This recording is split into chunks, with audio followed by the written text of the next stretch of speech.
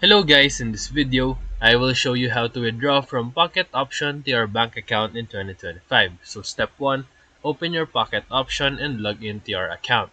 Step 2, click on the Finance tab and then go to Withdrawal section. Step 3, choose Bank Transfer as your withdrawal method and make sure that your bank details are already added under the payment methods. Step 4, enter the amount that you want to withdraw. Be mindful for the minimum withdrawal amount, which is usually $10 or more depending on your region.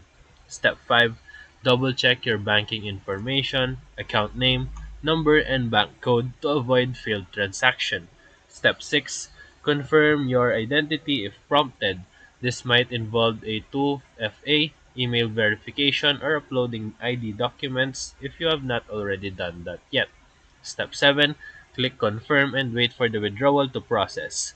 Bank transfers can take 1 to 5 business days depending on your location and bank.